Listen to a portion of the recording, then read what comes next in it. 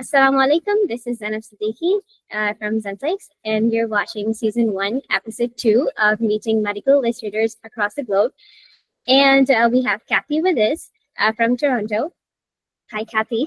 And this podcast is for those people who have done their undergrad program in some subject of science, and they've done some major or minor, or maybe they're doctors, and they want to pursue a postgraduate degree in biomedical visualization, and they're interested in exploring medical art, and they want to know more about the programs that some universities are offering in this field, and or maybe for those people even who are doing actually the work and they want to level up and actually want to study this field and specialize in it.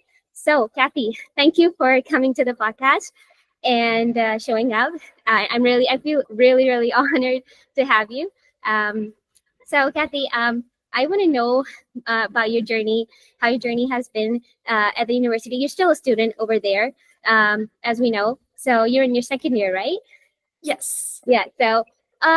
So first of all, I want to know, how much did the program cost you, and how are you able to manage the expenses at the university? Because that's the most important thing. Of course. Yeah. Yeah. Thanks so much for organizing this. I'm also really honored to be here. So for the program costs, I'm not entirely sure about international students. They are quite a bit more expensive than a domestic Canadian student like I am. But for domestic students, we pay around, on average, around $14,000 per year. And it's a 2-year program. So in total, it would be around $28,000. Of course, if you were going to move into Toronto, it is kind of an expensive living wage. It's around $20,000, I think, that I have to pay for rent and utilities as well as groceries. And so that's not even including any money used for entertainment and stuff. So it does cost a decent sum of money to do this program and live in Toronto altogether. But there's also a lot of scholarships that you can apply to and work study positions you can do while you are doing this program. So it is a bit manageable, and also you can be a teaching assistant. There's a lot of bursaries if you need, and international students have their own scholarships and stuff that you can apply to. And yeah, if you're a Canadian student loans is actually pretty good, and you don't need, there is no interest on federal student loans right now, I believe. So yeah. What makes you eligible to attain the scholarship? Like, what kind of people can get the scholarship? Right. So a good majority of them are based on financial need. So I think it's below a certain earning income, but there's also ones available to people who have high GPA or have a lot of experience with school leadership and stuff. So there's quite a large, I guess, scope of scholarships that you could apply for if you really took the time to look. Yeah. All right. So can you share your experience with the application process for the MScBMC program? And are there any specific prerequisites or portfolio requirements? Yeah. So the application process for BMC is a little bit, there's a lot to complete, basically. And for courses, you need to have a science background and complete a certain number of science prerequisite courses. So if you did your undergrad in science, this should be all covered. But for an example, if you wanted to go in from an arts field, which you 100% can, you would probably have to take extra courses on top to fulfill that science background. The portfolio is a separate thing entirely. You need around 11 to 16 pieces typically to showcase your creativity, problem solving, storytelling, and graphic design kind of thing. And I would really recommend looking at this early because it is a large portfolio that you have to complete. And a lot of the things that you do need to complete take a lot of time. So for an example, there's a part about observation skills and life drawing. And life drawing sessions don't often happen like every day of the week. So you would have to plan accordingly for that. So could you walk us through the structure of the MScBMC program? What were the courses or projects that you undertook while studying over there? Yeah, so we have quite a couple of quite a couple of courses that we go through in our first year, and all of us take the same courses in the first year. In the second year, we kind of disperse and take courses that we are more interested in, but I haven't started that yet because I'm still just finishing up my first year. So for the first year of BMC, we have one course on kind of surgical illustration and 2D illustration, a course on anatomy, a course on 3D, and a course on data visualization. Sorry, I couldn't find the word. I'll walk you through kind of for our 3D course what we did, because it is kind of indicative of what we do for all the other courses. But it is a year-long course that kind of teaches us the fundamentals in 3D. So one really great thing about BMC is that it doesn't assume you have proficiency with a lot of these programs that may not be really intuitive for artists. So 3D programs in general are a little bit hard to wrap your mind around. And they taught us ZBrush, Autodesk Maya, and Cinema 4D. So for the first half of the course, we modeled using ZBrush and we did lighting in Cinema 4D. And for our projects, I sculpted like a figure that we wanted. So we did one where we were sculpting anything that we would like to do. So I sculpted a blind box toy. And for the other small project, we sculpted and cleaned up an animal skull. So I did a snake skull. And for the second half, we did Maya modeling, and the course project in that half of the term was a 3D cover. So it was a full scene. We have to set everything up, set the cameras up, and do all the lighting and materials. So yeah, that's kind of the structure of one of our courses. All right. So you were also doing 3D stuff and also learning 2D stuff along the way. So that's nice. That's nice. So I'd like to know, were there any opportunities for collaboration with medical professionals or researchers while you were doing your studies? Yeah, so there are two right off the bat that I can think of. So worked into our courses, so in our surgical illustration course, we actually have an opportunity to observe at the hospital. So we go into surgery and we watch like a live surgery being performed. And we have to illustrate a sequence. So that's one opportunity to collaborate with a medical professional. And aside from that, there's also our master's research project. So I am working with CAMH in Toronto to do a project on cannabis and driving. And these are all professionals and researchers. They have PhDs, it's their full-time job, and it's really exciting to work with them. And aside from this, we also have a lot of job opportunities that our amazing course coordinator kind of sends to us. For me, I found it on my own with one of my previous pharmacology and toxicology professors to develop course materials and instruction manuals, but there's a lot of different opportunities to work with them.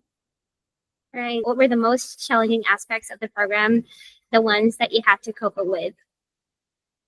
Yeah, I think one challenging aspect that all of us deal with is how fast the program moves, and I am not immune to this challenge.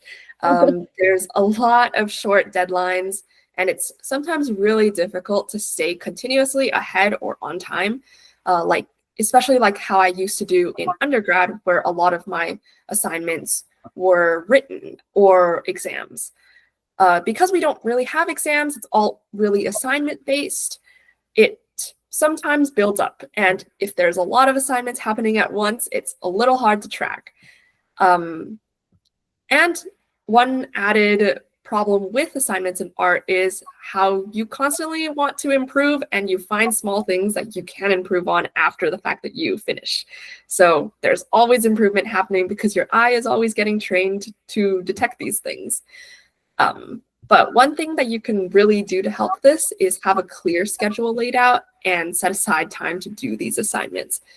I typically have pretty good time sense, if I would like to say so myself. So I typically have a good idea of how long certain tasks will take, but I'll always allocate around 2 to 3 days of time just at the end in case I find any glaring issues or I run too long in my processes. Yeah, I I get it. also work really continuously throughout, but focus my efforts in bursts. So I still have time to hang out with friends or, do things that are fun. And I think that's really important in BMC as well, to have a connection with your peers. Yeah, So yeah. Yeah. But I feel like that the time constraint put on you by the professors is it's like very essential. It's an essential skill, because after you're actually out of the program and you're actually working at a company or maybe as a freelancer, I mean, that thing has trained you so well of being in that time constraint. You're actually able to handle projects really well. So I think that's a very top of the list things that, as a medical artist, I feel like I feel like I'm struggling with still, but yeah, that's something that we all struggle with. Yeah. So, okay. So, how did the program enhance your skills in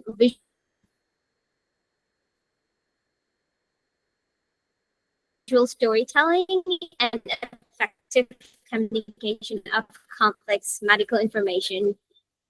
Because it's hard. I mean, it's like explaining science in simple words is like really hard, and then making it visually appealing is even harder.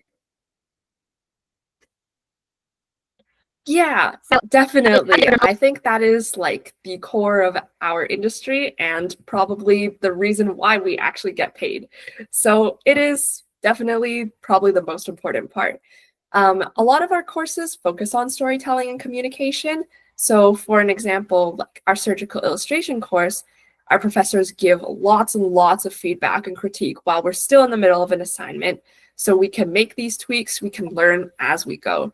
And it's really helpful to have feedback during the assignment, just because I feel like sometimes after you finish an assignment, you may feel less inclined to actually put in this feedback into your project and fix it.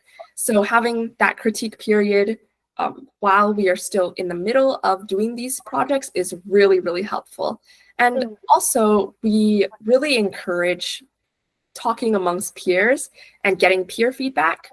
So I'm always constantly asking my peers for feedback on what they think. And it also sharpens my eye, and it also works on their critiquing skills as well. So we always have like a relationship where we are always giving critique and receiving it. And it's really great. And yeah. Yeah, I get it. So there's I really like one of your journal covers that you made with the name of Science Visualized. I just put it up on the screen. So would you like to give us a walkthrough of your workflow on that particular project that you did? The journal cover that you did, it was amazing. Yes. Thank you very much. Yeah, I love your website. It's clean and aesthetic. I love it. It's amazing. Oh, thank you so much. I spent quite a bit of time trying to program and do it, so I'm glad to hear that it's good. I really like the feel of it. It's calm and cool. I love it. Thank you so much. Okay, so this was the cover that I was talking about. Okay, let me pull up the tab. Here we go. Yeah. Thank you. Yeah, I feel like you've done a mix of 3D and 2D, but it looks like it is hand painted, but it's actually not hand painted. So something in the middle, and I love it. So would you talk about? Yeah, would you like to talk about the workflow of this journal cover that you made? Yeah, of course. So for this particular project, as with all of our projects, I kind of researched my project first. I did my baseline research on what species might live in the Himalayas. Oh, so for a little bit of context, this journal cover is about the Himalayas and how the tree line has been moving upwards since global warming has been warming our planet. And for this project, I came up with several thumbnails just in black and white first, and each of these were varied in terms of layout and composition and playing around with lighting and focus. So the more ideas I had, the better it was. And because I needed to keep in mind the text, I blocked out the text first just to see the layout. And after that, I did a kind of a color key to get an idea of what vibe I wanted the piece to be. So for this one, I wanted it to be in dawn. Afterwards, I listed out all the assets I needed in 3D and started modeling and placing them around in Autodesk Maya. And I tried to establish the materials at this stage because it gets a little overwhelming trying to put in all of these materials at the very end. There's just a lot to keep track of. But also I know a lot of artists who do materials at the end. So it really just depends on your workflow. The last step is really tweaking the lighting and camera and atmosphere. So all the colors and everything fits together cohesively. And some of the materials I hand paint. So I will export the object into Photoshop and paint over it there. Others, I will just use whatever assets Maya gives. Sometimes it works perfectly fine, but other times more complex textures require hand painting. And afterwards, I export this as a 3D PNG file with a transparent background, and I take it into Photoshop just to adjust the lighting and settings some more. And I hand paint on some of the textures. So a lot of the stuff that you see that looks more hand painted, it probably is hand painted.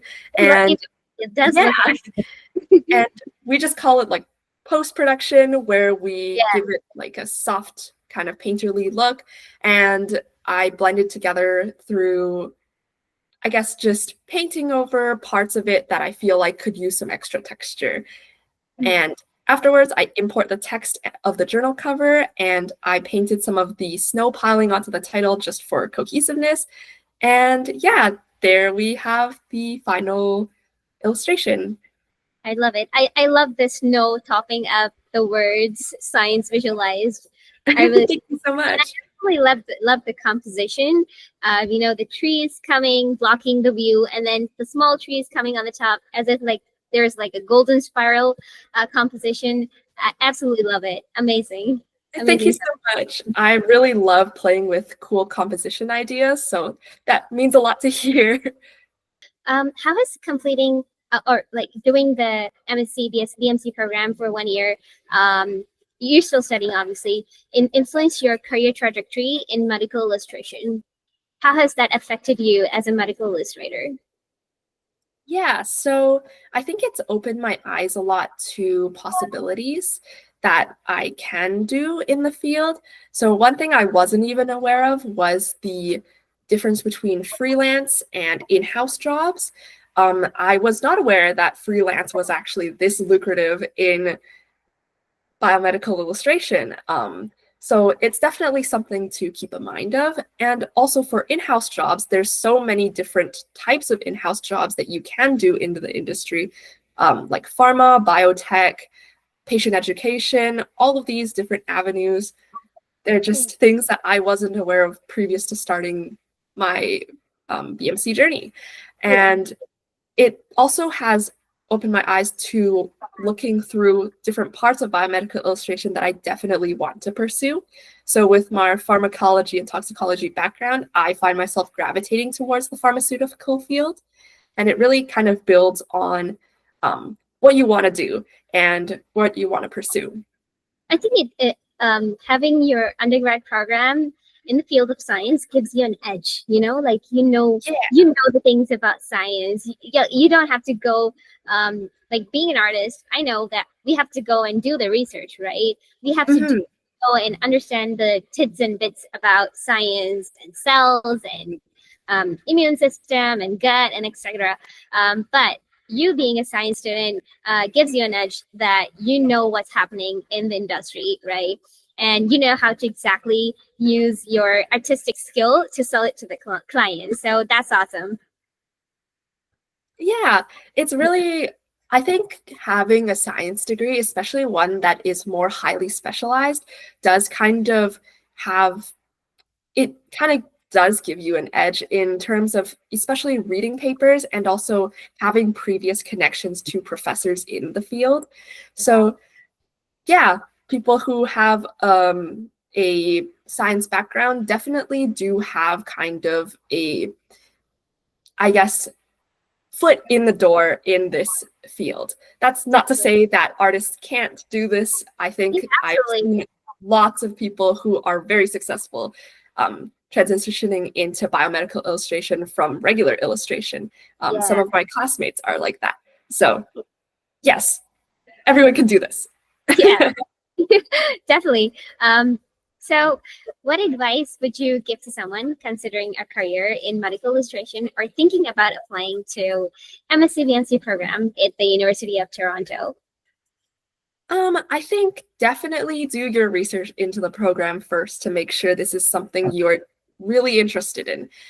There's a lot of illustration, there's a lot of thinking about medical things, so you should probably be pretty happy with illustrating if you want to do this kind of career path. And once you have figured this out, I think it's really, really important to work on your illustration and observation skills, even if you are working in 3D or that's what you want to work in, just because observation is so important for our field.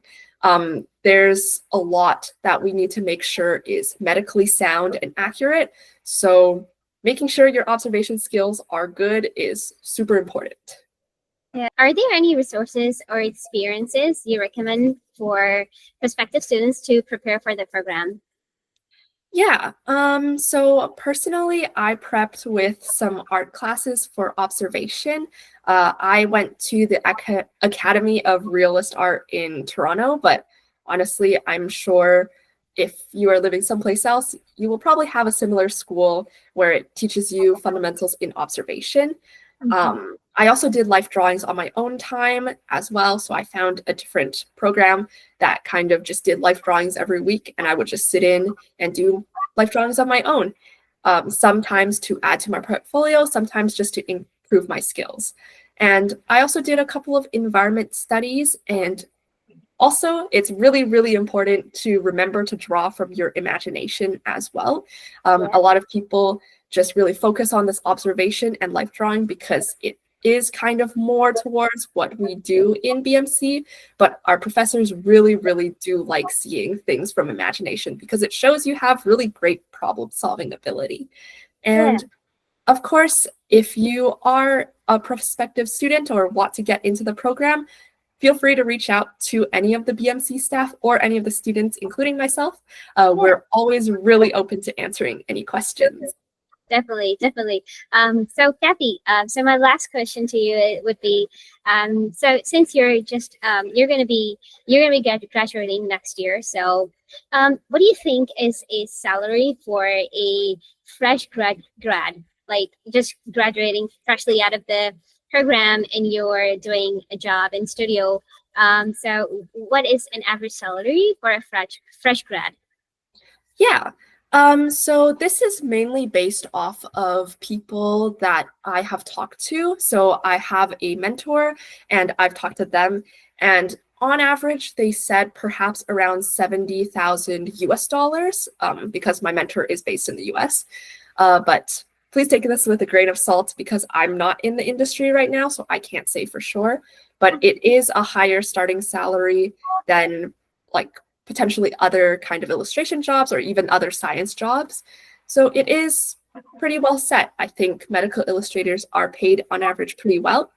Of course, it depends on the job market. Right now, the job market is not doing amazingly for almost everyone, but if you are able to get a job, I believe the pay is pretty good.